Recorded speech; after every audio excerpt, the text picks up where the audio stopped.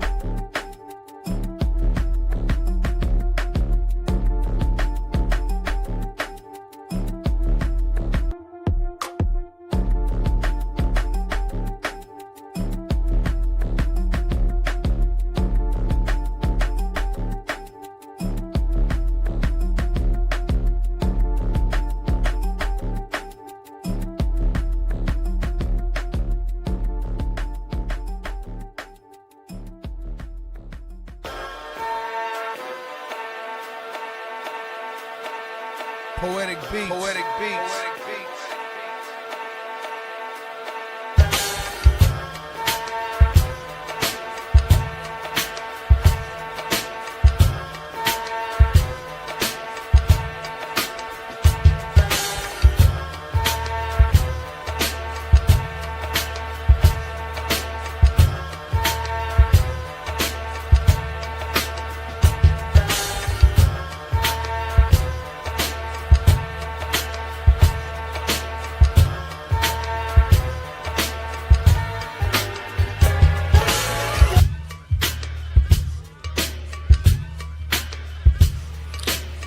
This is First GenXers.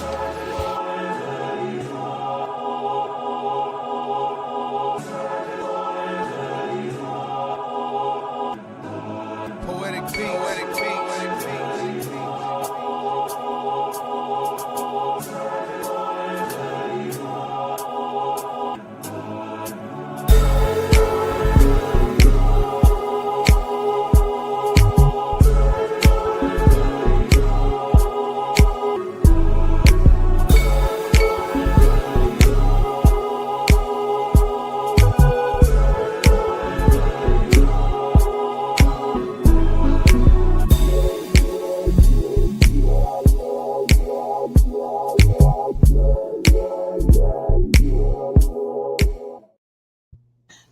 Hello and welcome to today's edition of the Cheap Pop Podcast. I am your host, Dark Lord 100, and today with me is the one and only Rune Scrider.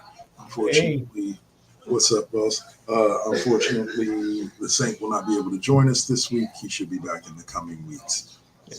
So, first and foremost, as always, check us out, Cheap Pop Podcast 25, Facebook.com. And come like and follow us for all the news and fun stuff.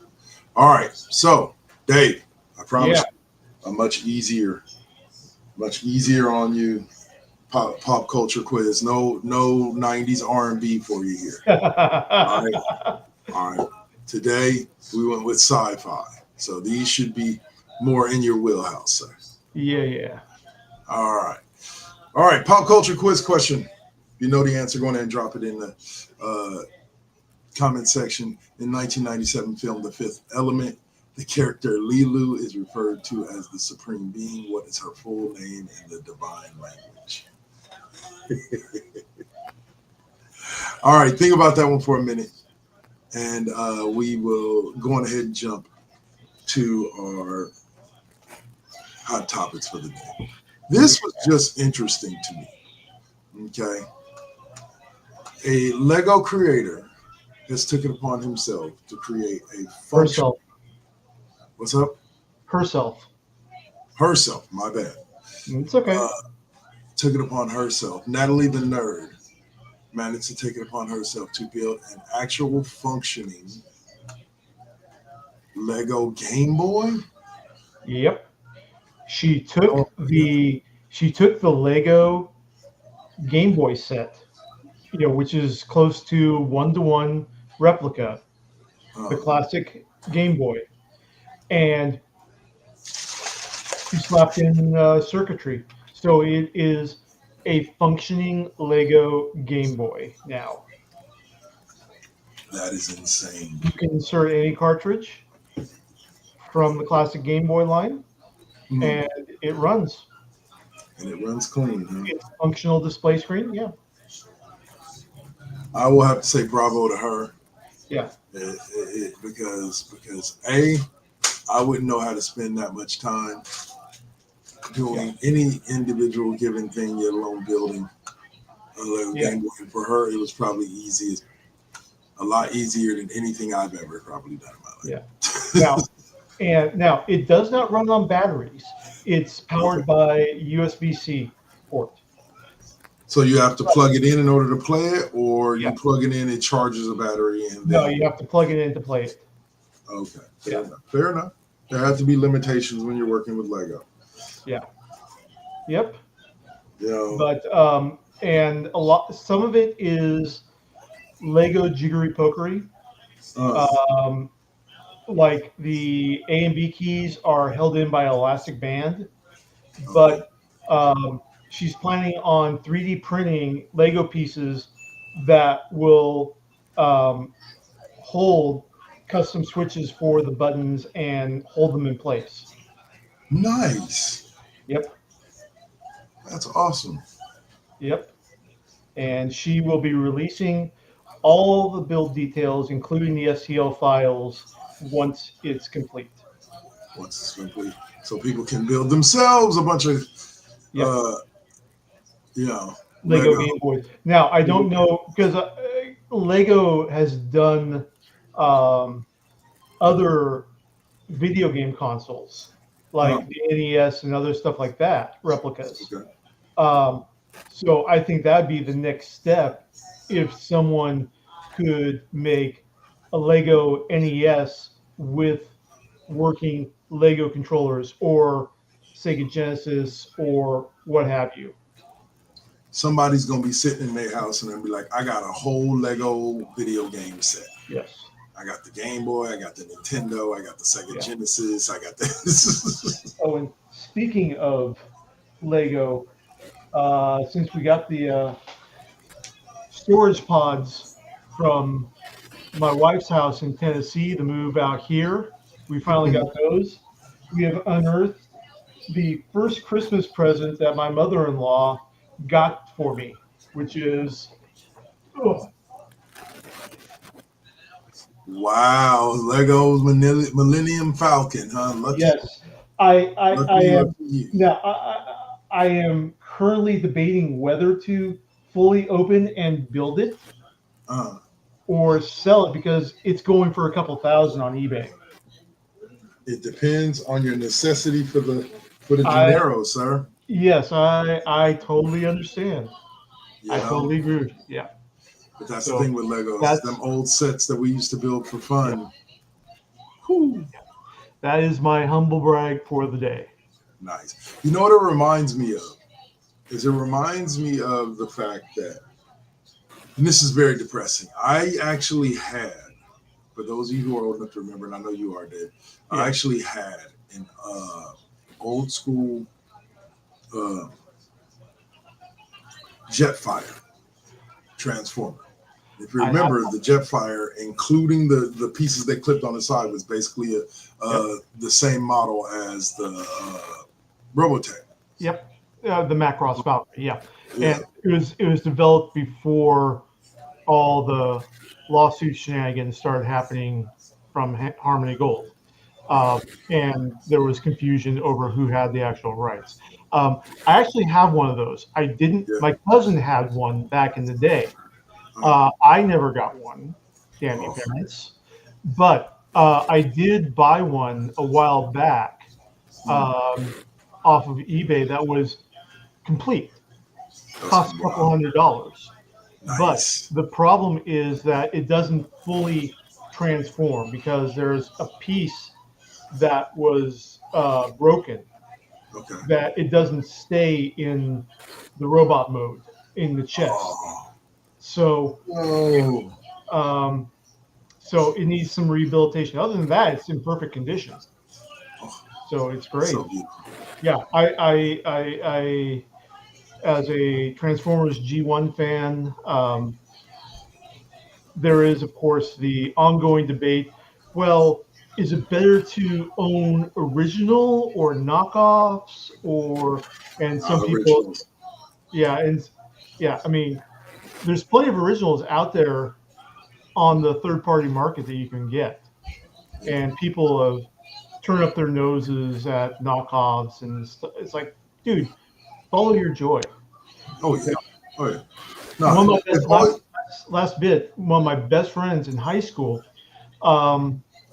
his mom actually had a copy of Amazing Fantasy number 15, Wow. the debut of Spider-Man, when she was a teenager, and she threw it away. Wow. He nearly killed her when she told him this. I can believe it. I can believe it. I like I said, I had a Christmas one year that would have been a dream Christmas for any kid. It was a dream Christmas for me, but where my parents literally bought me an entire extended dining room table full of G.I. Joe and He-Man toys. And it was when I had every one. I had the Panther, I had Skeletor, I had He-Man, I had what was it? What was the name? The name of his tiger. Battle Cat? Battle Cat, yeah. I had Battle Cat with the full gear. Same thing with the Panther. She got me Castle Grayskull and Skeletor's Castle, like all in one Christmas. I genuinely wish they had bought me. Oh, yeah, I say that to say this. I genuinely wish they had bought me about half the toys. Yeah. And just duplicated the ones they bought me and still left them in the box. Yeah. Because I could have paid for college. Yeah. There are only two things for Christmas that I asked for that my parents never got me. Imperial AT-AT from Empire Strikes Back and the USS Flag. USS Flag. G.I. Joe? The G.I. Joe aircraft carrier. Nice. Yeah. Yeah, those things were amazing. They were just toys to us back then, but now, wow. They are toys and cherished memories combined now. So we go from that to, we'll get as much talking in. I know you've done some reading up on it. Yeah. I just watched it the other day, but the most recent episode of Peacemaker, from overall standpoint, in the sense of some of the dialogue of the show, and also John Cena's and what is becoming better and better acting abilities, is just this episode showcased it all. It was, we had just gotten the reveal at the end of the last episode with the black girl running away from an entire city versus an entire neighborhood full of white people, and John Cena's character Peacemaker finally realizing that he's on an earth where the Nazis won, and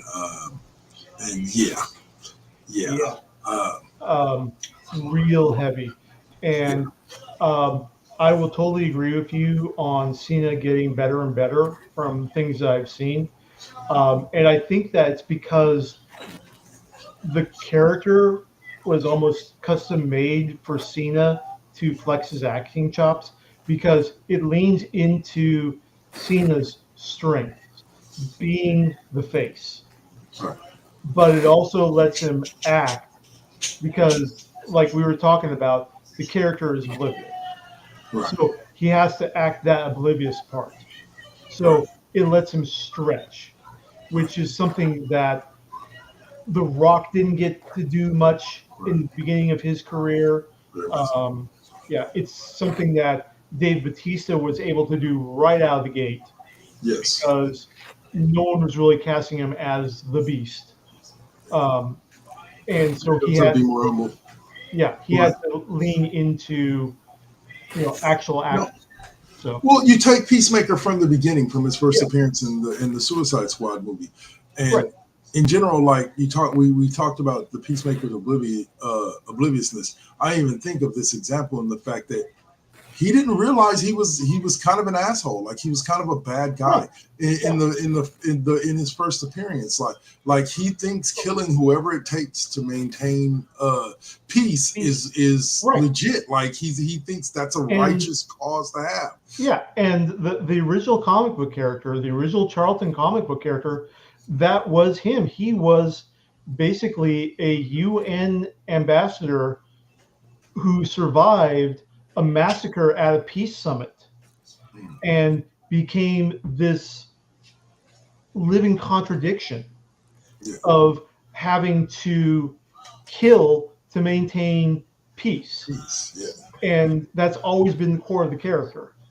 Very So, much so. I mean, Cena's been doing a great job, but like I was telling you, I mean, the words that I can't remember the character's name, the black girl, Yeah, I know who you're talking about. part of the cast, where she mentions near the end of the episode, I wonder how much difference there really is between this Earth and our own.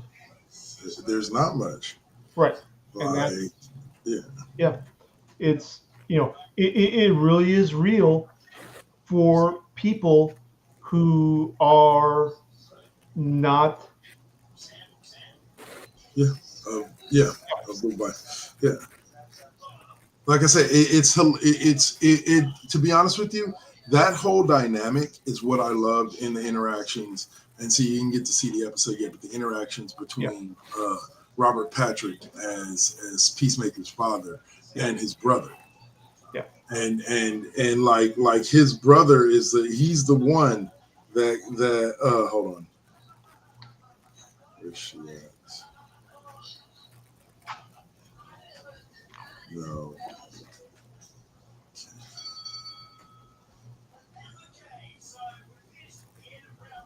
Latoya Adebayo was her name. Yeah, Adebayo. Yeah. I think that's Danielle Brooks. Danielle Brooks, is the actress.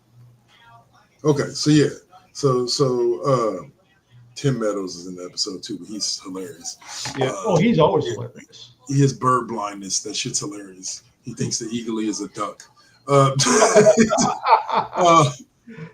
say, but and it's great that James Gunn is just such a fantastic writer that he can seamlessly mix social commentary with satire, with honest comedy and drama. 100%. There's a scene towards the end that I just kind of want to make note of, and it's the scene towards the end before they go back through the thing. The cops and everybody are closing in on them in the Nazi world, and they've now gathered back at Peacemaker's house, and there's a dialogue going on, and here's how intense the last 15 minutes of the episode were. In the last 15 minutes, you have Robert Patrick basically, or as Peacemaker's father, basically admit, or basically convince you that he's actually a good guy. He's like, I'm not a Nazi. You know what I'm saying? So on and so forth. And right as this moment is happening, and the son's kind of revealed that he kind of is leaning more into the Nazis, because he was one of the first to go chasing after Daniela, the character Daniela. on the show. He was one of the first ones to go running after her. He's kind of showing that he is, and there's a back and forth between them. And he's like, "That's not how I raised you guys. That's not how I raised you or Chris." Mm-hmm. And you see Adrian in the back in Vigilante's costume. And I knew it as soon as I saw him because he looks and he goes, "Huh." And I'm like, "No, don't do it. Don't do it." They flash back to him. He screams, "I am not a Nazi." And right as he screams that, Adrian jumps in through the window, the kitchen window behind him, and stabs him like 17 times in the back of the head. Mm-hmm. Right? And so Chris now has watched his father die twice. Mm-hmm. The good father and the father that he shot. And then his brother now is like, we've just watched these people kill my dad now. Mm-hmm. Right? They go running out. They go into the portal.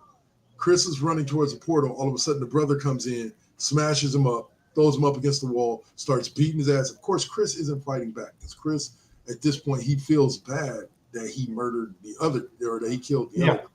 Like it was an accident. The brother's pissed because the brother already thought he was a murderer because he's like, he killed Chris. And then he also just watched him be the reason why his dad died. So like brother's pissed. Brother's beating his ass. All of a sudden, Vigilante and everybody else come to help. They pull the brother off. Vigilante pulls out a knife and starts stabbing the brother right in the chest. Chris is watching all of this and just stabs. Yeah. And he's just like, "Stop." Realizing now this is the second time that he's had to watch his brother. He might have to watch his brother die. Yeah. So spoiler alert, both Chris, both them, and then Harcourt almost kills. They convince Chris to go back through the door. Yeah. Harcourt's left there. She asks Vigilante for one of his guns, and she almost kills the brother because she didn't want to leave him there suffering, but she doesn't. So he survives. I'm assuming he'll have some role in episode 8. In episode 8. But in general, and the episode ends with Chris being arrested by Argus on this side by Rick Flag Sr. and the boys, and them taking him in and them leaving all the rest of them behind. Yeah. Economos and all the rest of them. Yeah. It's one of those things, like I told you, there are certain tunnel visions that happen. I mean, there's a reason why Sinclair Lewis titled his novel about fascism coming to America, he titled it "It Can't Happen Here." And more, when I get into conversations with people who I know they're real, I know them, they have to be conservative, and I point out how certain policies mirror how the Nazis took over the Weimar Republic in Germany, and they say, "Oh, but they're not Nazis." They're getting hung up on the literal definition of Nazis being the ones who were in control of Germany from 1930 blah to 1944, 45. That is a Nazi. No one else fits that category. And that's right. And that's the blind spot. It's not that they think Nazis are good guys. They agree that they're bad. Their rationale is that, oh no, the what we got going on right now, this is not Nazism. Right. These guys aren't being Nazis, and no matter how much I point out the similarities between what we got going on now and how the Nazis took over Germany, they just got, but we're not Nazis. Well, I've read this in multiple places. Just heard it the other day on one of my favorite shows, Leverage, where they say when presented with evidence to the contrary of a person's deeply held beliefs, they most of the time have the tendency to double down on their beliefs. Yes. More so than change their mind. Yes. And that's all you're seeing is people that have invested in this. They can't believe that it's that, because if they believe that it's that and they're a part of it, then what are they? Yes. So they have to believe that it's not, that Exactly. everybody else is overreacting. Exactly. So but getting back to the episode, like it was very much. This has been Social Consciousness with Roots Crier for today. Yeah. I was gonna say, but this episode will stand out to me. These last 3 episodes, I'm assuming that episode 8 will have a similar impact, but these last 3 episodes all together are ones that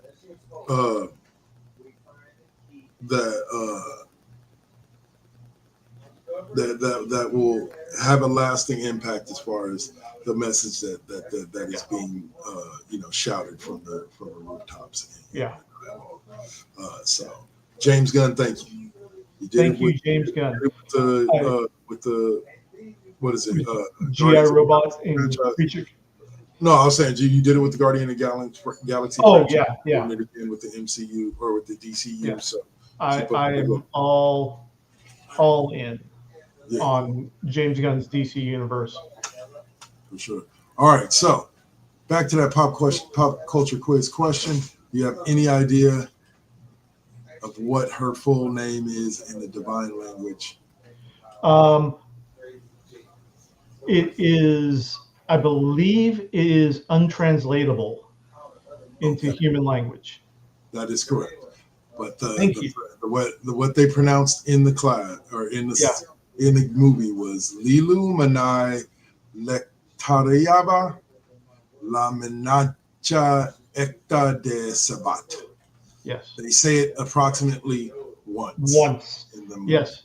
Other than that, she's known as Lilu Dallas for pretty much the rest of the movie. Lilu Dallas Motepas. Exactly.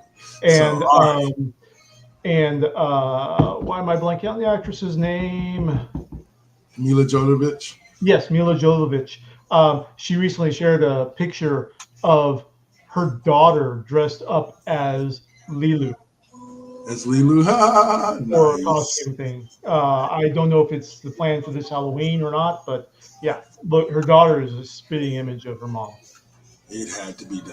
Had to be done. All right, so that will take us clean and into.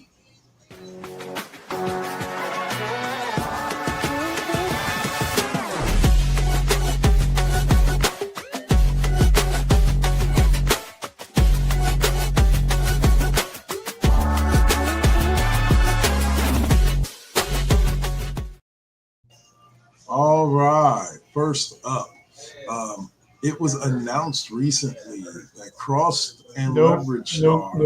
No quiz. Oh yeah. Sorry. Jump right on in. All right, so the second question on the pop culture quiz for today is: in Star Trek Deep Space Nine, which Dominion species was genetically engineered to act as the perfect soldiers and enforcers of the Founders? I'm pretty sure Dave already has the answer, but we'll wait to the end of the segment to get it. All right, so jumping in, we got Cross Star Aldous Hodge. For those of you who don't remember him, I'm going to be bringing up a picture here soon. Yeah. He joins Amazon's sequel to a hit action remake. Yep. Aldous Hodge. Care to take a guess? AKA Hardison from Leverage and yes, sir. Hawkman from Black Adam. Yes, sir. He joins. Do you care to take a guess as to which show which movie he's joining? Well, I already. I'm looking at the article, so I know. So the article. Yeah. Well, you could have just played the game and just guessed right, man. No. Yep. He will be. I'm all about honesty. Yeah. He's going to be starring in the new remake. Well, or the sequel of the remake of Roadhouse, the Patrick Swayze Roadhouse. Yep. And don't know which character he's going to be playing. Hopefully, it'll be a fun role. What's up, B More? Yeah, my boy Aldous Hodge. Like that's one of my favorite just actors in general. I've yet to watch Cross. Maybe I should. I've heard good things about it. But like I said, I will always forever know him as Hardison and Leverage, and that will be my dude. Yep. And also MC Ren in Straight Outta Compton. Yeah, he was MC Ren, wasn't he? Yep. But other casts in Roadhouse 2, Dave Bautista. Really? Yep. I wonder And what they're going to be playing. who knows? He could be the heavy. He could be the hero. He's got versatility. And Leela George from Animal Kingdom will be in also. So he's the third announced cast member to Roadhouse 2. To Roadhouse 2, nice. Yep. Well, okay. Let's see. Congrats to Hardison, and I might actually watch that. Yeah, sorry. Actually, no, because Jake Gyllenhaal is headlining. So this is a TV sequel to Roadhouse 2. Yeah. Right. This is a sequel to a new one. Yeah. Right. To a new one. A new recurring series. Yes. Okay. Right. I'm on board now. Yeah. All right. There we go. All right. So this one was funny when it popped up along my thing, and even though it was video games, I still thought this was a great subject for Pop Culture Corner. There has been a video game that has been created that allows players to form a crew and plan a heist to reclaim real-life African artifacts held in Western museums. Yep. The name of the game is Relooted, and it is brought to you by South African game developer Nayam Kop. The game to be released on PC and Xbox is set in futuristic Johannesburg, South Africa. The crew is composed of scientists, computer programmers, and MMA fighters rather than seasoned criminals, and guided by the fictitious Professor Grace, a retired South African art historian frustrated by the glacial rate of restitutions. Yep. That there's a joke going around. There's an old long-standing joke. What feels British but really isn't? African artifacts? The British Museum. Damn. And this is actually really timely. I mean, we all know Killmonger in Black Panther. I was just gonna say, that wasn't that kind of Killmonger's theme in Black Panther? Yeah, exactly. And there's a huge issue in the museum world over repatriation of artifacts in museums. They're native people. And there's long been resistance in a very paternalistic colonial mindset in that, well, these nations can't properly care for these historical artifacts and ...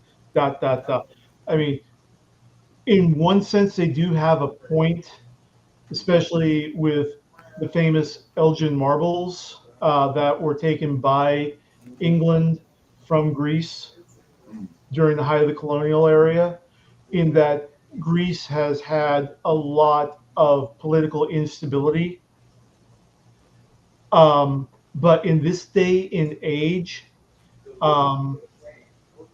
it should be possible to return artifacts to their homelands, to their rightful cultures, for them to display, for them to have a sense of history and pride in. And even here in America, there's talk about using 3D printing to replicate native tribal artifacts that are in museums to be on display in those museums and returning those artifacts to those tribal cultures. Right. And a lot of people are saying, but that's not going to be real. Well, this is something that's been done for a long time, specifically with dinosaurs, in that how incredibly rare it is to find a complete dinosaur skeleton, everything perfectly preserved. Yeah. It's a mishmash of pieces that are found, complementing, complemented with pieces that of the same species that are found in other locations that get loaned out to museum to manufacture pieces to fill in the gaps. Gotcha. American Museum of Natural History reported that 85% of its specimens were actual fossils. That means that 15% of the fossilized skeletons on display in the American Museum of Natural History are manufactured Hmm. from plaster to make the skeleton complete. Gotcha. Well, Yeah, that's not good. We want the whole actual thing. But if you can't find it, you can't find it. Some yeah, bones exactly. break, they brittle away. Um, all right. So we Yeah, also have next up. I'm What's all up? I'm all on for that game. That's going to be a day one for me. Oh yeah. That I'll comes out. try to download it and get it in. Oh, I'll say. All right. So next up, we have Guillermo del Toro's Frankenstein, Yes, which is going to be coming up here and available on November 7th. on Directed Netflix. by Guillermo It's on going to Netflix. Yeah. it's going to get a limited theatrical release on the 17th of this month. So just Okay. in time for Halloween. There you go. There you go. And it looks like And it's the going to be trailer wow. is yeah, the trailer looks absolutely gorgeous. This is the height of gothic imagery in there. It is dark, it is fantastic, it is lush, uh, and they don't pull any punches with it. They've got scenes of um, Frankenstein building the monster, setting an eyeball into the skull and everything. And it's Oscar Isaacs playing Dr. Frankenstein and Jacob Elordi as the creature. And we know him from Euphoria. Oh, okay. Nate Jacobs in Euphoria. And also Mia Goth as Elizabeth, Okay. Frankenstein's wife, who dies, and he tries to remake her body. Uh, Christoph Waltz, always a pleasure to see in anything, as Heartlander, which I think he is one of Frankenstein's mentors. Uh, Uh, Charles Dance, Charles Dance. also known as Tywin Lannister from Game of Thrones, Be will right there. be Leopold Frankenstein, who is Victor's father. And the scene with where the creature goes and comes across the blind man in blind hermit living in the cabin out in the wilderness, who shows the first person to show him kindness. That's played by David Bradley, aka Argus Filch from Harry Potter. We still whoop. Oh no, it's just me. Okay. I guess Dark Lord is having a little issue, but I will continue on and then. Oh, No, there. I had to use the restroom, so I Oh, dropped my okay. camera for a second. All Oh, no right, so problem. But and next up then yeah, is up and then is the the last one is Lars Mikkelsen uh, playing the captain of the boat that Victor tells his tale to. okay. So star-studded. It's going to be absolutely beautiful, awesome. I cannot wait for this adaptation. I mean, It's going to be something that I normally don't clamor for movies like this, but I think for this one, I 100% will. yeah, it's not like we It's, need another Frankenstein remake.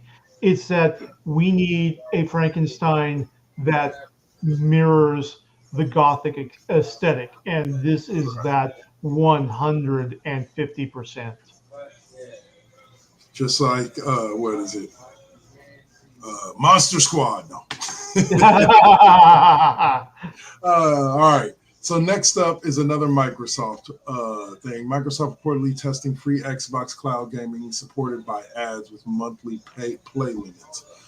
Announcement and launch coming soon. Microsoft is reportedly set to launch a free version of Xbox cloud gaming with ads for PC and Xbox consoles, handheld devices, and the web. Yeah.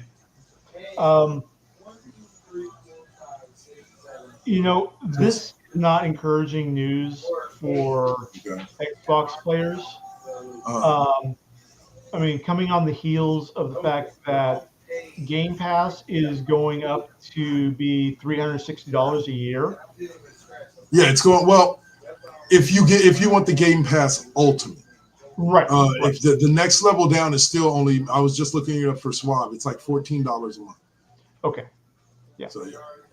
Yeah. But yeah, on the heels of that, yeah. And it's not looking great for Xbox in a lot of ways. And I say this as somebody whose first fourth gen console was an Xbox, which I still dearly love. But I think there's a lot of factors that Microsoft is having to compete with that Sony is winning on. And part of it, doesn't come down to the graphics technology because they're both equivalent. Yeah. And it doesn't come down to the gameplay because they both have fantastic games. What it comes down to is that Sony has longer-term partnership with more AAA developers in their home territory of Japan. And so they've got that semi-Zaibatsu thing going on with Konami, Capcom, Namco, all on and on and on. Whereas Microsoft, the American side of video games, you've got EA and a few little smaller studios, and that's it. You don't have as many giant AAA producers in America because the ones that used to be American are now primarily European owned. We'll see how it affects games. Yeah, I still play my Xbox every day. Oh yeah, and to be fair, we haven't really seen the Bethesda effect kick in yet for Microsoft, where Bethesda is now under Microsoft's label. Gotcha. All right. Let's see. All right. So for our next setup, for our next story, you've got DC Comics in January will mark the 50th anniversary of the framed 1976 Superman versus Spider-Man Treasury as a facsimile edition, and immediately follow it up in February with the sequel, 1981 Superman versus Spider-Man. Not just that, DC and Marvel will join forces for two new crossovers, Superman Spider-Man 1 in March and Superman Spider-Man 1 in April. No, it's Superman Spider-Man 1 in March, Spider-Man Superman in April. Okay. Yeah. And I really hope this marks a new beginning of an age of cooperation between the big two, because we just didn't have Superman and Spider-Man team up. We had Titans and X-Men team up and a few others.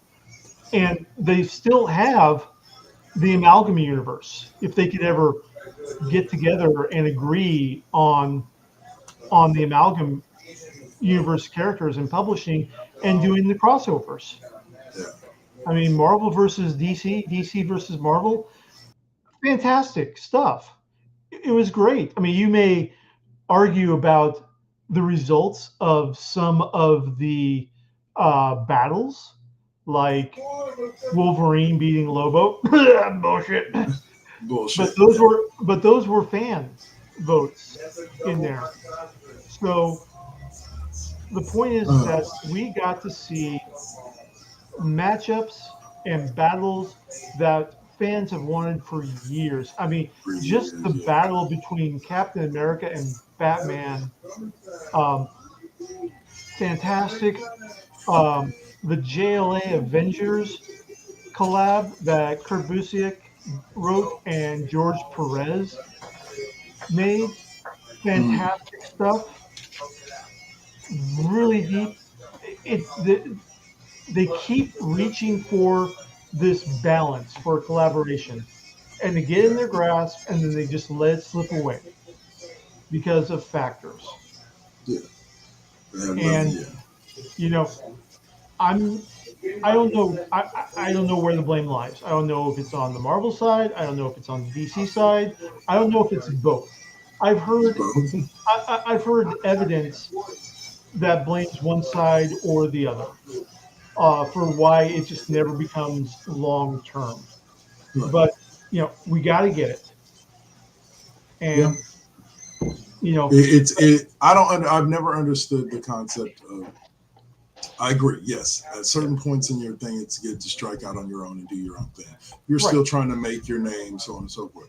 But if your name is already established, you have Yeah, your fan base. Why not collaborate with others in your genre, in your yeah, that do what you do to try to create these super mega and like super uh, scripted and drawn, the best of the best writers, the best of the right. best drawers, and we get the best of the best. Yeah, I mean, Yeah.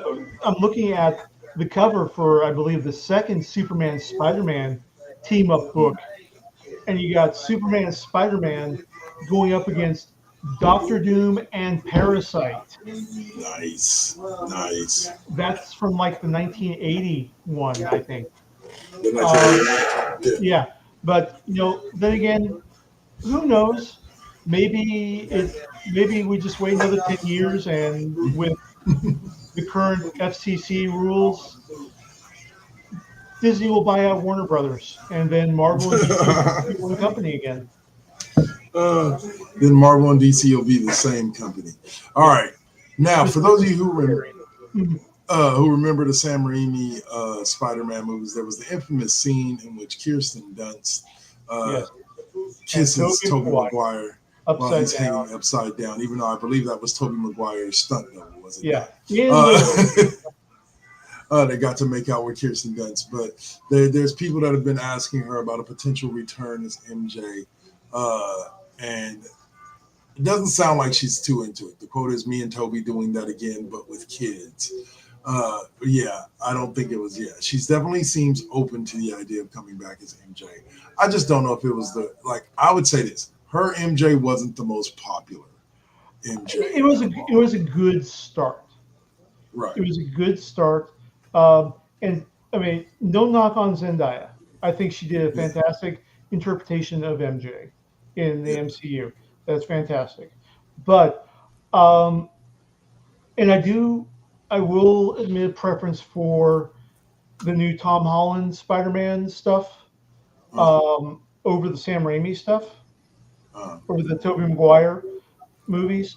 Um, but I think with the whole Spider-Verse more and more developing, yeah, I would like to see a alternate universe Spider-Man, mhm. and Toby and Kirsten had great chemistry together. I'd like to see them more grown up, and they have their kids. They have May. Yeah, I mean, I would love to see want that. to see I want to see teenage May as Spider Girl in there because she is such a fantastic character that gets sidelined just all too often. Um, although the parenting in the current run of Marvel Comics with Mm, Peter and MJ dealing with I guess it's like 6 or 8 year old May, uh, and MJ, reminding you no crawling on the wall, no crawling on the ceiling, and all these stuff, and her having this um, child's eye view of the world and talking about bad people that need to be stopped in there.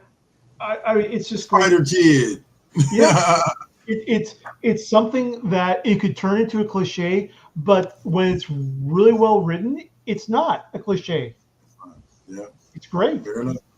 All right, so we are going to end this here just so we can make sure we get in enough time to get in the important stories in the video game block.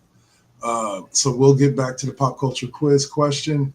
Sir, I'm pretty sure you noticed by the look on your face in Star Trek Deep Space Nine, my boy, friend of the show, Jamil's favorite iteration of Star Trek, which Dominion Not the only one. species was genetically engineered to act as the perfect soldiers and enforcers of the Founders. The Jem'Hadar. That is correct, sir. And while we're at it, happy belated 77th birthday to the best captain in Starfleet, Avery Brooks. Yes. His birthday was last week. Otherwise known as Hawk. Mm-hmm. For those of you who don't remember him I know Dave does, but In Spencer for Hire. Yes, sir. All right. So that's going to do it for us for this first half. We're going to take a quick 5-minute break, watch some promos and commercials, and then we will be right back to continue entertaining you, and we will be talking about some wrestling. Yeah. Wrestling. Yeah. Lots of developments in the week leading up to Crown Jewel. Yep. And this week I actually did watch SmackDown yesterday, so I didn't have to work. So we were all good there.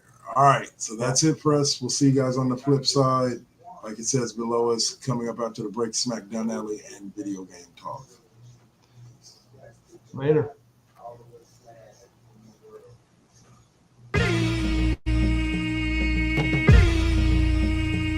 This is now versus then. This is now versus then. Get on your mark, let's go. This is now versus then. Burning up your radio, still turning up the heat with Poetic on the flow. Got you moving to the beats with the Saint as your host. Shout out the collective, hold it down, we gon' clown, that's the lesson. Where Generation X meets Generation Next, with them bangers from the east to the south to the west. Yeah, this how we do it in Sacktown. Slide to the studio, yup, it goes down. These beats gon' pound, waking the game up, told you it goes down. And this is only the intro. Turn the mics on, shout out to my kinfo. Where you at, y'all? Let's get this started.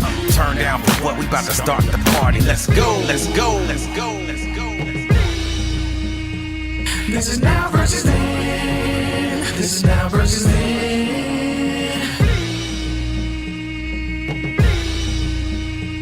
This is now versus then. This is now versus then.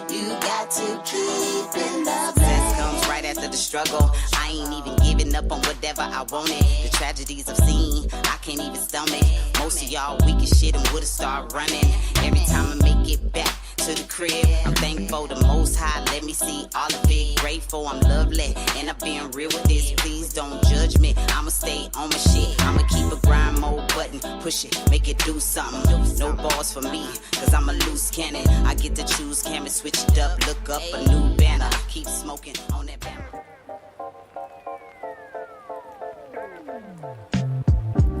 So we're gonna get to talking some NBA free agency. Dolphins trade Jalen Ramsey. Anyway, so we'll start out with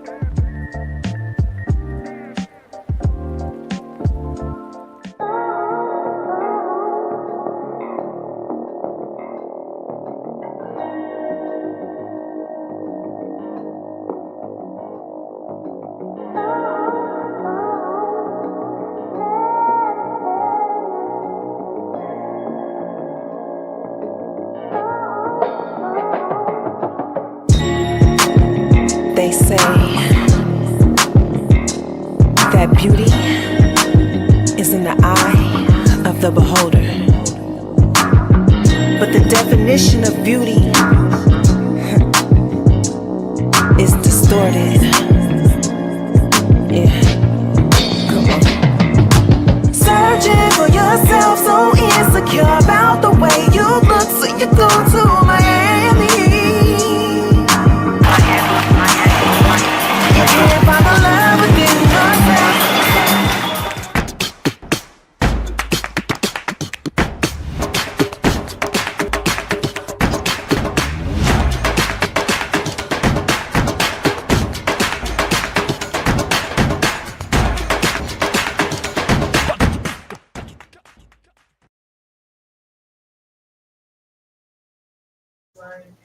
All right. Mm-hmm. And we are back to talk some more, as it says there, SmackDown Alley and video game talk. So I will let us dive immediately into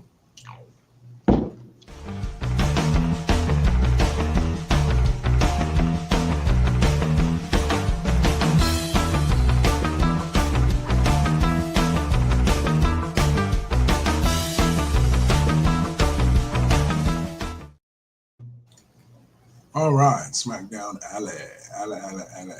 And we'll open up SmackDown Alley with our pop culture quiz as usual. And we'll start with the 1999 film, The Matrix. What is the name of the last human city on Earth hidden deep underground near the Earth's core?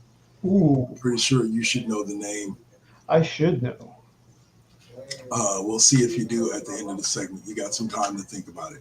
But right now, we're going to jump back 5 days, 6 days, 7 days to Monday Night Raw and talk a little bit about what happened. It was a pretty good Raw overall. So, is the new Raw announced team Joe Tessitore and Wade Barrett? I believe so, yes. Because I believe on SmackDown it's going to be while Corey Graves is out selling, it's going to be Booker T and Michael Cole. And when Corey Graves is back, it'll be him and Michael Cole.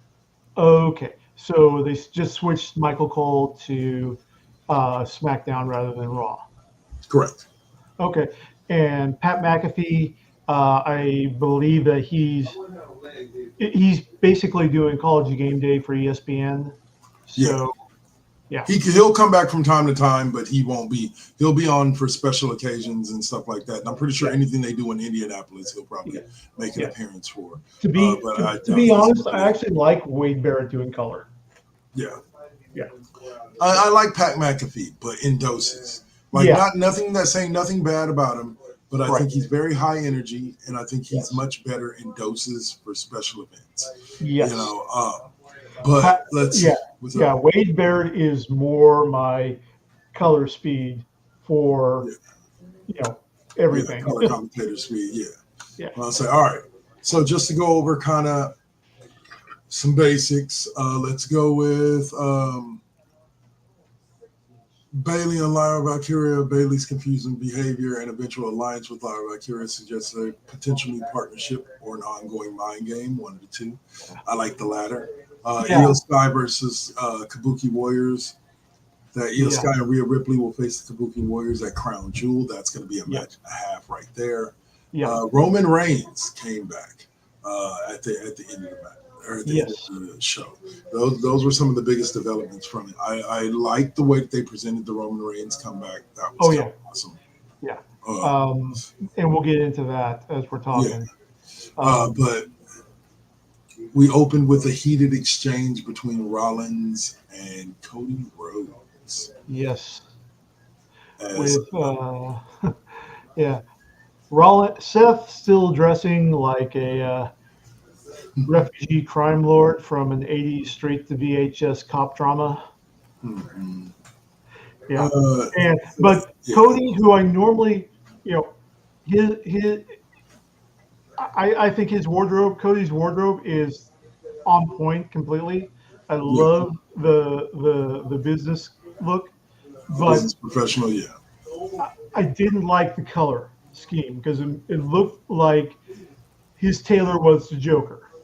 Wasn't full on Okay. purple. But it was that lilac that kind of gets close to that color, Yeah. and so it's just kind of like, who told you this was a good color look? But it is what it is, and um, yeah, they had words, and Seth has feelings. Yes, he does. Seth has big feelings. Yes, he does. For what it comes to it. Yeah, about it. And Seth then ended the in-ring confrontation with, "We were never friends. We will never be friends," and that. Yeah, Yeah, yeah. yeah. So yeah, like I With said, we're yeah, building to next week's Crown Jewel, yeah, 8 a.m. on Pacific Standard Time, and yeah, it will be an interesting matchup. I yeah, think that they're doing a better job of building this matchup for the Crown Jewel Championship than they did last year's for yeah. 100%. I don't even remember. I remember Cody won it, but I don't remember who was the World Heavyweight Champion at the time. Yeah. I think it may have been Gunther, maybe. I don't remember. Awesome. Asuka Yes. and the Kabuki Warriors are continuing their Reign of their Terror. run with Io Sky. Yeah. Um, Yeah. It was Asuka versus Rhea Ripley. Oh, yes. no. What happened was Rhea happened upon Kabuki Warriors or Asuka down dressing Io Yeah. and yelling at her about, we are your family, da da da, and poor Kyrie Sane still looking like the little lost puppy in there. And so Rhea announced that she talked to Pierce and they've got an official match tonight in Yeah. there. So, um, Which I believe ended with Rhea getting the victory and then being attacked after right. the And whatchamacallit. right. And Io running to help at the last minute to stand up for Rhea Right. against the bullying. And Io gets poison mist in her face for her Yes. efforts. And beat down as well. Yeah, and beat Yeah. down. Yeah, It's as yeah, it's But this leads to Rhea and Io Sky taking on the Kabuki Warriors at Crown yeah, Jewel, which yeah. is a match that I think will be in the contender for match of the night. I think it's going to be fantastic. Because all four of them women are really talented in the Yeah. ring, and I can't Um, wait to see what they do. I will predict that match is going to be where Kyrie finally gets off the fence and she chooses Io or Asuka. I think technically she already has with the beatdown that she gave Io reluctantly the other day, but I would love to see what else they're going to continue to do with it. Right. 100%. Yeah. All right. So we also had just in random matches, LA Knight defeat Kofi Kingston after a backstage altercation between Which him was and great. Xavier Woods. Yeah. Yeah, great. Even with interference from Xavier Woods, he and LA Knight ended. Kofi went for Trouble in Paradise. LA countered, and then turned it into a delivering a BFT for the win. Yes. Like LA Knight, they need to rebuild him up. They did kind of get They him do lost need in to the build him shuffle back there. up. Yeah, So I'm liking him. yeah, getting a victory over a former world champion like Kofi Kingston is definitely a step in the right direction. Yeah, and We also also puts him in contention for the IC belt. it should. I'll say AJ Styles and Dragon Lee defeated Los Americanos. which I was kind of surprised at, given the push that El Grande Americano and Los Americanos are getting, especially because they had El Grande Americano, Kaiser, Little Kaiser, at ringside, and did he do anything to interfere in the match? Not that I remember. Yeah, Not that I want to say yes, but it wasn't so big that I remember it. But Right. AJ Styles and Dragon Lee, for not really having worked together before, they looked like they'd been tagging for years. They were just totally in tune with each other, except for dramatic moments. Yeah, So, which either one of them got. really, Yeah. something interesting I noticed about Dragon Lee. I didn't realize that he had reptile makeup scales under his mask around his eyes. I didn't either. That's super dope. It is. So even if he gets unmasked, he's not really unmasked. Yeah. Ain't that the truth, huh? Yeah. Oh, let's say that's insane. Yeah. Let's say, all right. Well, like I said, watching those two go in the ring, I would love to see them get a tag team run if that's something that AJ is applicable to. Oh yeah. Let's see. We also had Raquel Rodriguez defeat Bayley. After the match, Bayley shifted gears and helped Lara Valkyria fight off attackers, though Valkyria remained confused by Bayley's shifting attitude. I believe she upped her as well. Yeah. Raquel and Roxanne jumped Bayley afterwards, and despite Lyra beforehand backstage saying that she's not going to get involved, I don't want to go out to the ring with you, just leave me alone. Uh-huh. Once the jump happened, Lyra's going out, and she clears out Raquel and Roxanne on her own, and Nice. yeah, Bayley just kind of it's almost the middle ground between the hugger and role model, Yeah. where she's like, "Get over here, you idiot!" and everything, and yeah. It's quite interesting. Yeah. Like I said, I want to see where they're going with this Bayley. Right. I'm really enjoying it. It's just, it kind of undermines the positivity of, just in my mind, as someone dealing with therapy myself, it kind of undermines the positivity of Bayley's return after therapy, where you remember she's back, she tells everyone what had been going on, and the crowd's all chanting therapy, therapy, and they're all behind her. Are you sure that was Bayley? Was it Bayley? Because I know when the crowd was chanting therapy, that was during AJ Lee's return as well. Oh, you're right. I am. Yeah, that was right. But I like Bayley's character for this reason. I've always been a huge fan of the Broken Mind characters, Broken Matt Hardy, Willow for whatchamacallit. Not because it in any way demeans or undermines the benefits of mental health, but more so because of the fact that it takes a very talented actor in any way that you want to look at in order to play the character. Right. Like think a la, what's his name in Split? I can't think his name. He should have gotten an Oscar for that role. The movie Split. The movie Split. I'm trying to remember his name. James McAvoy. James McAvoy, yes. Like it takes talent to play that character. Yeah, Bayley's doing a pretty decent job of the slow descent into madness. Right. That her character is supposed to be going on. Speaking of AJ Lee, there was a confrontation backstage as Becky Lynch comes across. Tozawa and Maxine Dupree are just chatting backstage, and Tozawa's saying how proud he is of Maxine. Becky comes in, lays down the big HBIC energy, and Maxine is going to face Becky, I believe, at Crown Jewel, and Yeah. Maxine's talking about what an honor it is to go up against one of the greatest female wrestlers of all time, and it's not just Sports Illustrated saying. She literally says that, and Right. then Becky says, Everybody's "You're right." talking And about yeah, that. everybody's saying it's not just Sports Illustrated, it's Bleacher Report, and that.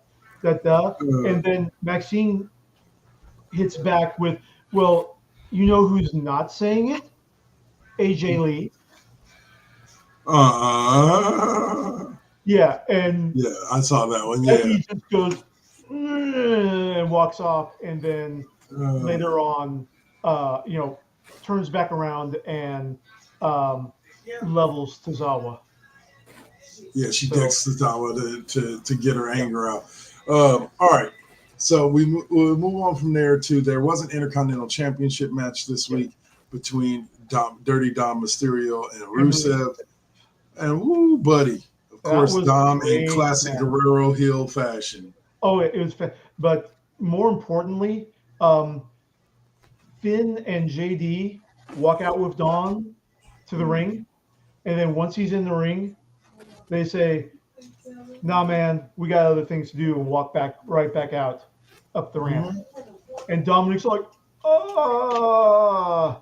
But yeah, I was surprised they allowed Dom to win clean on that. Oh, he didn't win clean. He didn't win clean. No, he because what happened is he tried to win. He tried the Eddie Guerrero. He tried to use the belt. And then the ref caught him with it. He threw the belt. The ref literally sees him throw the belt to Rusev. Oh, that's right. That's right. I forgot. And the ref's like, "What are you doing?" And so the ref takes the belt out, and then he pushes the ref back first, or face first into the corner, and then he kicks kick Rusev in the nuts, and then rolls him up. Trying to pull Dom back, and Dom mule kicks Rusev in the family jewels, as Wade Barrett puts it. That wedding tackle's going to need some massaging. And Eddie Ringo didn't see it, and that's how Dom got the win. You're right. Dom does the roll up for the 1, 2, 3. I but thought no interference. I mean, there was no interference. Yes. Yeah. But Dom, I think they're trying to set Dom up to be a legit champion because remember he is the AAA Mega Champion. Yes. So again, didn't win the Mega Champion clean, but which he's going to have to face sooner or later with AAA. But in general, like he's doing things that heels do, and I love it. Yeah, he's doing all the classic Eddie Guerrero bits. Yep. And the last bit on Raw here before we move on to SmackDown is the Usos took on the Vision again in a tornado tag team match. So nobody needed to tag in or out this time around. Yeah, they just beat up on each other for 35 minutes. Yeah. The Vision didn't even get into the ring before Jay does crossbody attack to both of them over the ropes. As they're trying to. And one thing about the Vision, their jackets with the symbol, the circle with the V in it in gold, black leather, spikes, and everything. Like that's like Versace designing a punk jacket. It's just, it's all flash. It's all flash, no real. Yeah. Anyway, that's just my opinion in there. Jay and Jimmy, after a little backstage conversation between the two of them, with Jay questioning why Jimmy ran out to try to save LA Knight against the Vision after LA Knight screwed them at WrestlePalooza. And they worked, it's the Usos. Yeah. They were perfect. And Well, they opened up this match on top, and by about halfway through, they were getting their ass whipped. Yeah, by about halfway through, they were, the Bronze had recovered and were laying the smacketh down. Yes, And big time. they had both Jimmy and Jay in the center of the ring. Bronson going up top for the tsunami. Braun going up top for whatever his big drop move is. I don't know offhand. They're about ready to do it, and then in comes OTC with a steel chair, ready to do some damage, and he does exactly that. He exactly does damage. He just completely starts working on Bronson Reed while Jimmy and Jay hold off Braun, and he's whipping Bronson with that steel chair like Bronson's a government redhead stepchild mule. But he wants to say, he beats down he beats down Braun. He hits Braun Breaker, throws him out the ring, and then proceeds to beat down Bronson Reed for a little bit. Right. After he's done beating down Bronson Reed, he then goes back to Braun, back in the ring, and he's just doing chair stabs on Braun for like a good 30 seconds. Yeah. Until the Bronze retreat. Yeah. And Jimmy and Jay are still kind of like, oh hell. I love the synchronicity that the Usos did, where they had Braun and Braun in opposite corners, sitting down, and they did the double Rikishi slam. No, it's the turnbuckle. It's turnbuckle, like Right, yeah, the turnbuckle. It's what Rikishi always does. Only they had less mass. Well, not just Rikishi. Who was it? X-Pac used to do it, except he just did his facing forward. And then there's several female wrestlers who have done the move who have used the move as well. But now the one thing though, Roman, he congratulates Jay, claps hands, does the whole cousin bit. Jimmy's just kind of off to the side, almost forgotten. Well, not really forgotten. I think Jimmy's still very weary of trusting Roman again. Despite how much that makes sense. Jay is trusting him. Yeah, but I think we'll see that come to close a little bit later, because I believe that we will be seeing a reunion of the original members of the Bloodline here in a little bit. Also, when the OTC music hits, we get another classic Paul Heyman. Oh shit, I'm fucked. Look. Gotta love Paul. The master of telling a story with his face. Did you see the sign in the crowd? Jabba the Heyman. And it was a drawing of Jabba the Hutt with Paul Heyman's face. Paul Heyman's head. Somebody's a very good artist for that. Yeah. All right. So that takes us to Friday Night SmackDown. Some of the notable highlights is that Braun Breaker, Paul Heyman, and Bronson Reed confronted Cody Rhodes as he came out, and then they proceeded to back off because they understood that their message was for Randy Orton and not for Cody Rhodes, in the fact that they were warning Cody that Randy is also coming for that WWE title, despite standing by his side against the Vision. Right. One other thing, call back to Raw, Cody's promo cut with Seth. Cody started sowing the seeds of doubt for Seth. Who's really in charge with the Vision? Is Seth Rollins in charge? Yeah. Or is it Paul Heyman who's calling the shots? And Seth is, of course, saying that all decisions go through me in there. And the crowd starts chanting, no, they don't. No, they don't. So that's going to be an interesting psychological angle. Well, like I said, I don't think that they're leading to anything breaking up with the Vision, but I think we may see some things change within. The more the Vision starts losing, the more the locker room stress is going to We shall see. amp up. See. Yeah, We got a and lot of story left to be told. Yeah, I would expect at some point Seth yelling and shouting at Paul Heyman, saying, "I'm in charge. I'm the one that's at the top. You're just nobody that I brought in." Da, da, da. Yeah, well, he'll be, yeah. All right, so we also had Damian Priest, who came out and interfered in the U.S. title match on SmackDown between Sami Zayn and Aleister Black, which was supposed to be a rematch of Carmelo Hayes versus Sami Zayn, but it seems like Melo Can't Miz is going to be Mizing a member, as the Miz attacked Carmelo Hayes and prevented him from competing for the. You've been waiting all weekend to say that, haven't you?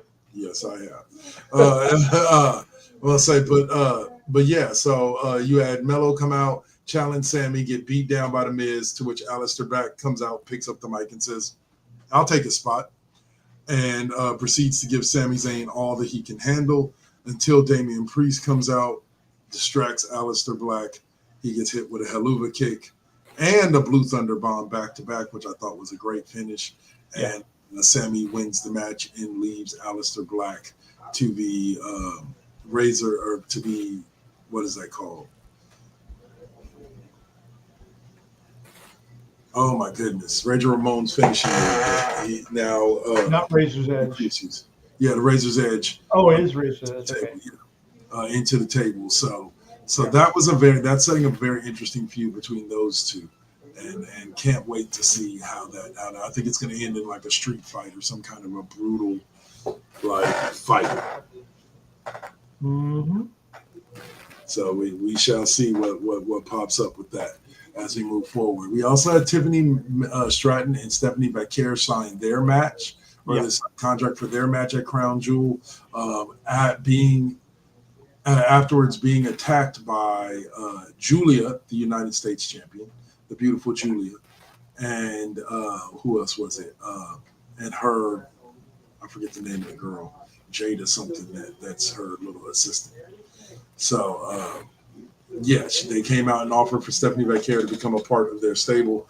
Becker turned them down and got physical. So now next week on SmackDown, the go-home show right before Crown Jewel, we're going to have Julia and her assistant against Stephanie Becker and Tiffany Stratton.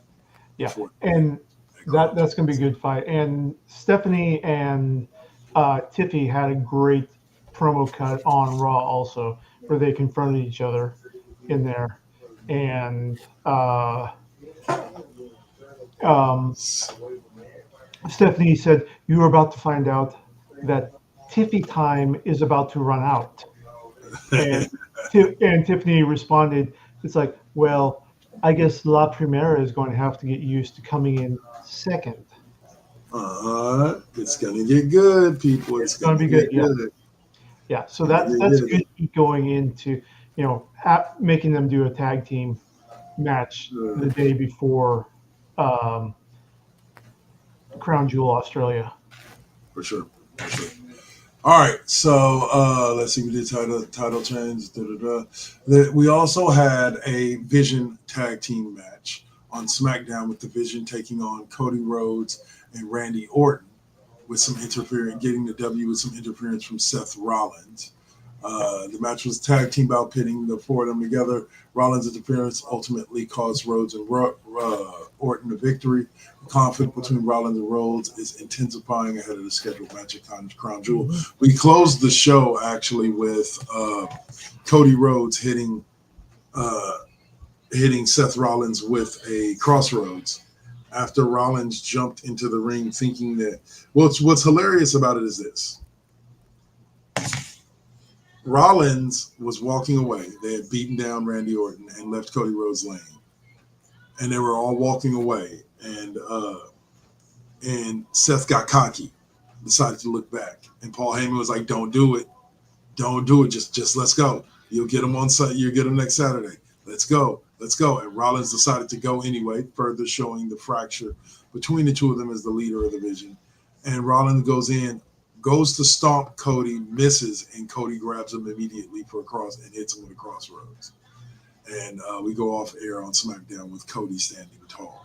Yeah. So despite losing the match against Braun Breaker and Bronson Reed, they still managed to come out on top. Right. So I think we're leading good, especially with the Randy Orton thing, with this feud between Rollins and whatchamacallit. Now, looking at Crown Jewel itself, before we move on to video games, take a quick look at what has already been listed for it so far. I believe there's only been like 2 or 3 matches so far announced, and those 3 matches are Rhodes versus Rollins, which we talked about, Becker versus Tiffany Stratton. John Cena versus AJ Styles will be taking place at Crown Jewel. I like that matchup. Yeah. The fans getting with their will. And Rhea Ripley and Io Sky versus the Kabuki Warriors. So I will probably see a couple of more matches added, but not much. It'll probably only be about a 5 or 6 match pay-per-view. So it's going to expect 1 or 2 matches to be added this week. Yeah. Maybe a tag team match and the US or IC title match. Right. All right. Now this is one that you brought to us, so let's get this in before we move on. Yeah. DC and All Elite Wrestling joining forces for groundbreaking comic book crossover. The Justice League meets AEW. Really? Two issue comic book event. Exclusive preview debuting at New York Comic Con. Nice. This just came to us. Well, on the first of the month was the announcement. And it's going to be a partnership between DC and AEW. They're going to cross-promote DCKO, which is the DC event launching in October, across AEW's linear broadcast, digital platforms, and social media channels. Excuse me. And DC is going to be the presenting sponsor for AEW's Full Gear. For AEW's Full Gear, huh? Yep. All right, I'm here for it. So, yeah. I gotta watch AEW Full Gear, but right. I'm here for it. Anything to help expand the wrestling industry. Yeah, 2-part series being written by Steve Orlando and illustrated by Travis Mercer with covers by Lucas Meyer.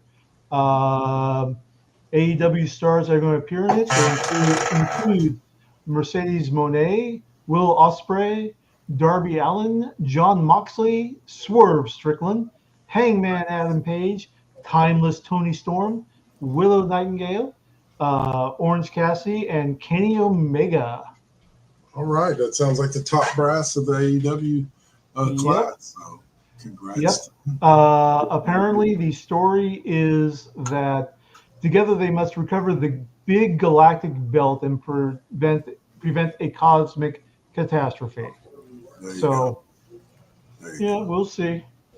Looks pretty good. Looks pretty good. Which is, it's going to be, the full announcement is going to be Friday, October 10th, which is going to be this Friday at 5 p.m. at the Javits Center, room 409, where AEW where Tony Khan's going to join with Jon Moxley and Swerve Strickland to announce it with the writer, the artist, and a moderator. All right. Okay, and the conversation is going to be heroes, villains, spaces in between, pro wrestling, and comic storytelling. Because there is a lot of crossover between the two. That is very true. That is very true. All right, so we'll get to our pop question quiz before we close out this segment. Oh, one last thing. Drew McIntyre has been added to the cast of the Highlander reboot. He's going to be playing. We covered that last week. Oh, we did? Okay, never mind then. No problem. All right. So Hey, we're lucky I remember what was happening yesterday. So it's all good, man. It's all good. All right. So 1999 film The Matrix. What is the name of the last human city on Earth, hidden in deep underground in Earth's core? oh, It's mentioned a lot in Bob Marley's songs. Zion. There you go. Zion. Thank It is 2 per day, 1 for the hint. show. Thank you for the hint. No problem. And that will take us into our final segment.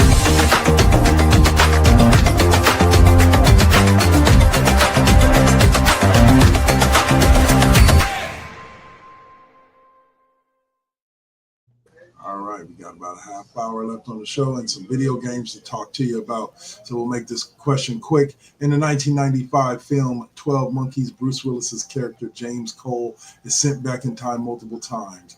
What specific location is he mistakenly sent to in 1990 instead of 1996? Pretty sure you know the answer. We'll get it at the end of the segment.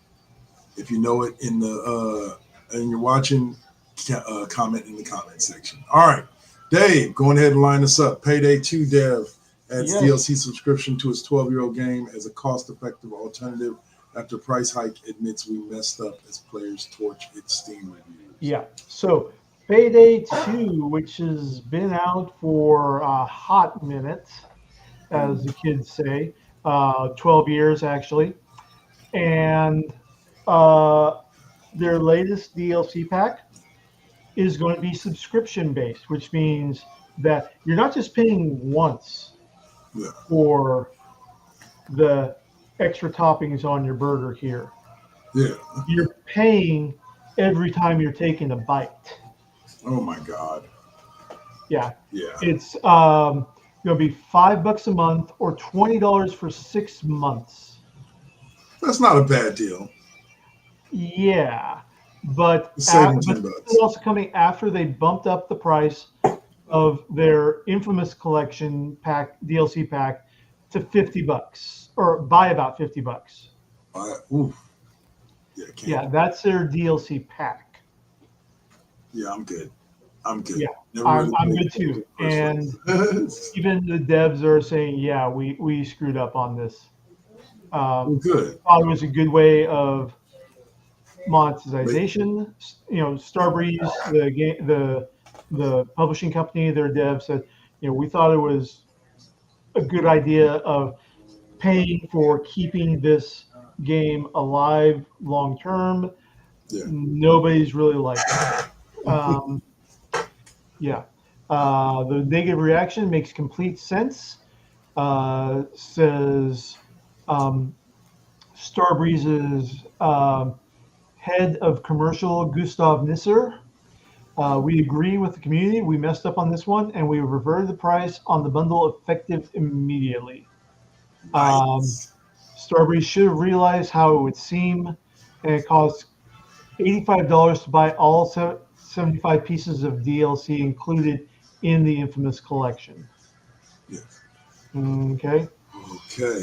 Now, they're still going ahead with the subscription model. They're just knocking the price back on that DLC package. Okay. So, we will see how this works out for them. It's a bold strategy, Cotton. Let's see how this works. There you go.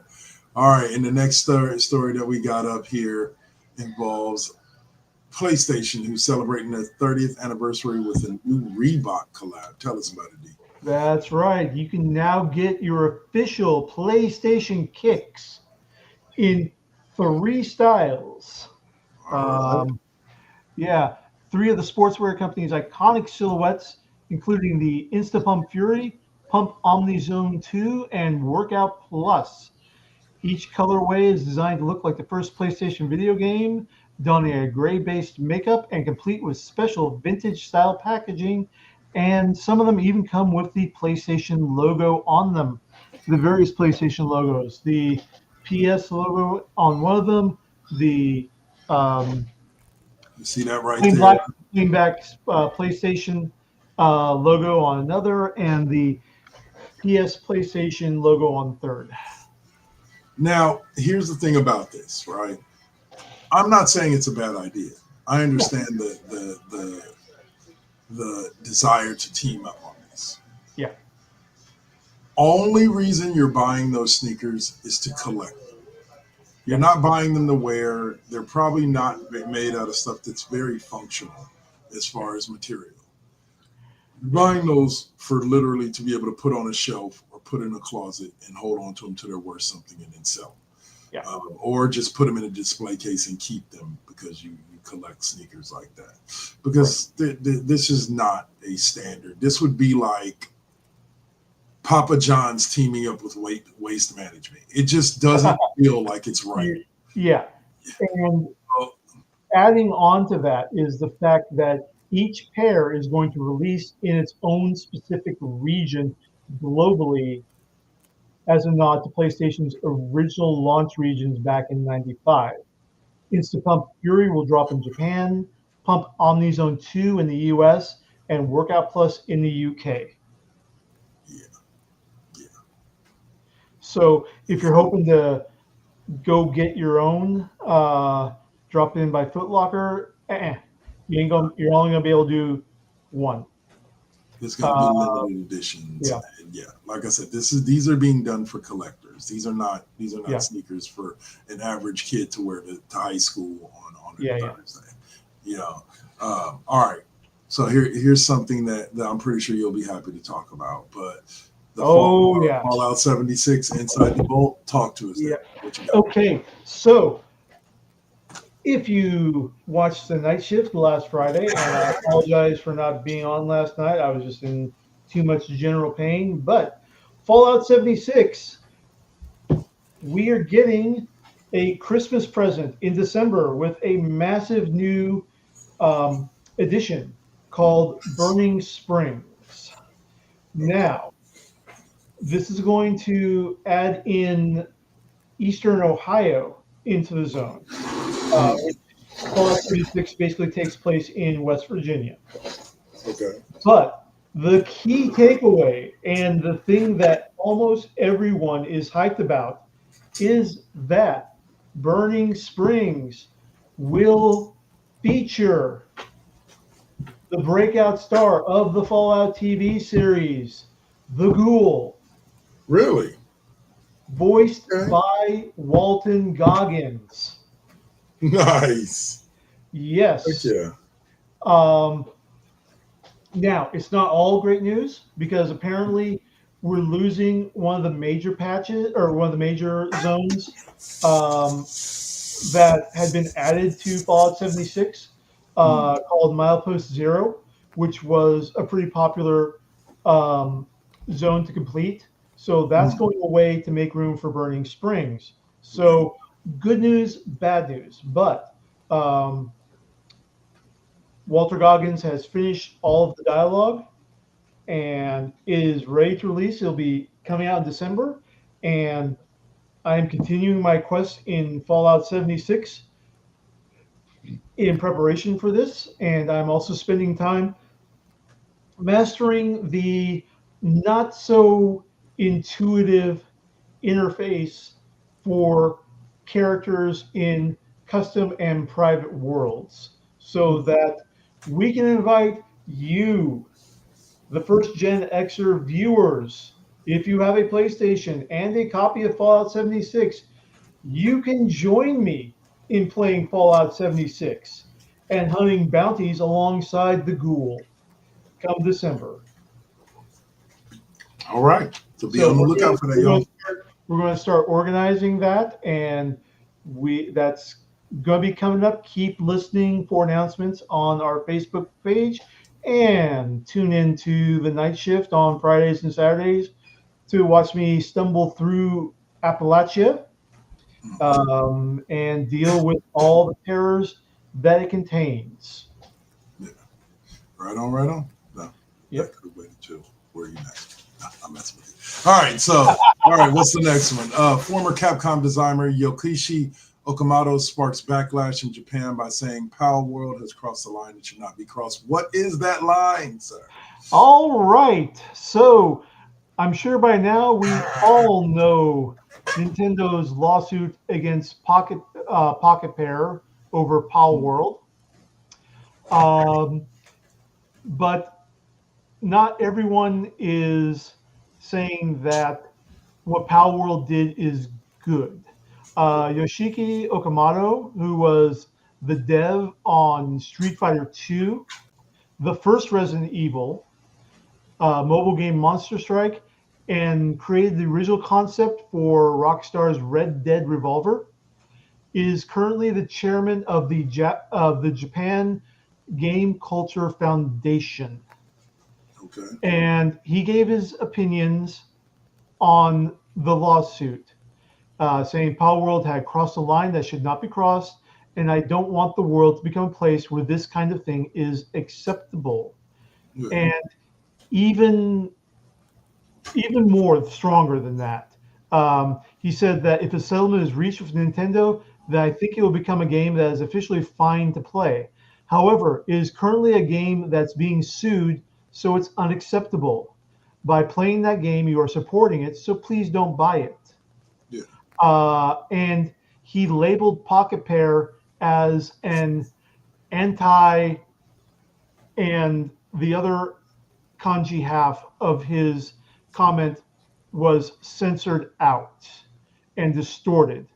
But most commentators are saying that the half of the term obscure he has used is hansha, or antisocial force, which is an abbreviated term often used to describe criminal organizations like the Yakuza and groups that operate in ways that go against the proper and or legal way of doing things. Okay. So this is all new news to me. So yeah, yeah, that's right. So that's the line that was crossed. Yeah, that's receiving a lot of different comments on that. Some people are supporting him in calling out Pal World. Some people are opposed to it and said that his comments run the risk of, especially calling them analogous to a criminal organization, that runs the risk of defamation in Japan. Gotcha. But it's not quite done, and that's definitely going. I'm sure that's going to bleed over into Tencent's Sony's lawsuit on Tencent over copying Horizon Zero Dawn, which I can't remember the name of Tencent's game that's coming out. Something light, but yeah. Right on. All right. And then our final story of the day is the big one. BioWare lead writer reads the runes on EA's Saudi deal and speculates that guns in football are in, gay stuff is out, and the venerable RPG studio may be for the chop. Yeah. I'm sure we are all familiar with the internet meme of the stick-figure characters, one of them being EA, one of them leading a studio that they acquired by the hand, and the studios, hey, wait, Papa EA, where are we going? Oh, you'll see. And they end up at a mass grave. Yeah. All the studios that EA has killed off, and EA pulling the gun to kill off this studio. Okay, and originally that was BioWare. This came out after BioWare was acquired by EA. And it's coming. Hold on. No, not you, Dave. Go. Okay, yeah. So this runs into a lot of issues with dealing with Saudi Arabia. And I know we talked about this last time, specifically in response to the Riyadh Comedy Festival. Right. In there. And you had a very good point that the Saudi people have a right to enjoy themselves. Yes. And I completely agree on that. But at the same time, it's not a great look for Dave Chappelle the poster boy for cancel culture and comedy to accept a multi-million-dollar check that comes with a self-censorship requirement, that there were topics that he could not go to. Right. And this totally goes on with, it goes against the representation that BioWare has offered for decades. Mhm. I mean, they have offered in all their romances, they have offered non-heterosexual options. Right. From Jade Empire through Mass Effect through Dragon Age, you've had the option to engage in those kind of relationships, and that's a key role. Now, it's also worth noting that Disney has stood up to Saudi Arabia. Doctor Strange and the Multiverse of Madness did not get a release in Saudi Arabia and is not available in Saudi Arabia because the Saudi religious authority objected to the mentioning that America Chavez's parents were lesbian. Right. Okay, that's a decent sized financial market for Disney, and Disney declined the dollars. One of the rare cases of a corporation declining the dollars in exchange for sticking by and valuing diversity. And I said this a little earlier, and this is kind of in regards to the same subject, but not pinpoint on. I'm all for cheering companies on, Mm-hmm. and when they do the right thing, a la what you just mentioned with Disney Right. and Saudi Arabia. What I am sick and tired of in the pop culture, video game, life sphere, is the fake outrage when companies in a capitalistic society do what's best for the company instead of what's best for the consumer. You have to speak with your wallets if you want to be heard by the big companies. Right. And unfortunately, we as a country, and sometimes we have not really learned how to speak with our wallets. Yep. So the reality of it is this fake shock and moral outrage when a company that exists for profit decides to choose profit over to the detriment of its consumers, and people are like, "But why? Oh my God, I don't get it." Yeah, you do. You're a company. You're a capitalistic company. We live in a society that encourages everything they can to make as much profit as they can. It's not right. I'm not saying it's not morally right. I'm saying it's not my outrage. It's how it is. But at the same time, you have to choose your dance partners. Right. Right. And EA saw the 50 million buyout, which that's fine. That's what's best for their business in the short-term sense, because it also agreeing to that buyout saddles EA with 20 billion in debt that they have to cut. And that's why the predictions are that studios like BioWare are going to get cut. That's going to be and that is the thing. We do need to vote for our wallets. And that's what it boils down to. I'm not saying don't be upset. I'm saying either vote with your wallets or stop acting surprised. Exactly. When a company does something like this. Right. Either start voting with your wallets and stop buying their shit, or it goes all ways. If you are upset at and ranting and raving about the MCU, don't watch. Don't go to Disney movies. Don't get a Disney Plus subscription. Okay, Disney just lost 13 I think 13 billion in market cap in the stock market drop over the whole Jimmy Fallon kerfuffle. Yeah. That is what convinced them to reverse their decision. That's the example of voting with your wallet. Yep. Okay. And All right. that forced Disney to reverse their decision, to stand up to the veiled mob threats coming from the FCC. Yeah. Yeah. But all this, oh, I don't approve of what they're doing. Don't buy it. That is your right as a consumer. Nobody is forcing a gun to your head, forcing you to consume anything that from someone you do not agree with. Yep. All right.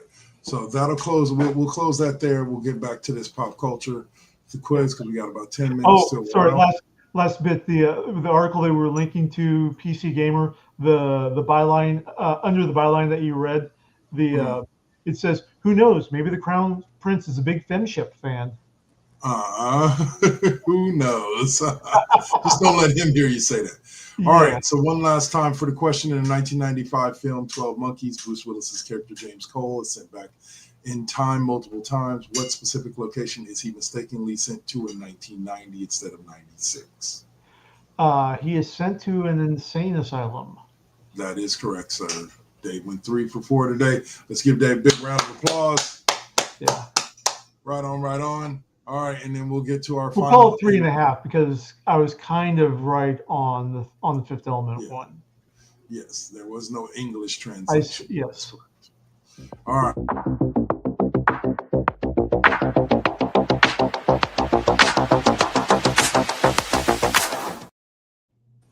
All right, Dave, why don't you tell us what is coming up in this next week for the night shift, sir? Coming up tonight, body feeling willing, I will be back with Horizon Zero Dawn tonight and tomorrow night, followed by more Fallout 76 on Friday and Saturday. All right.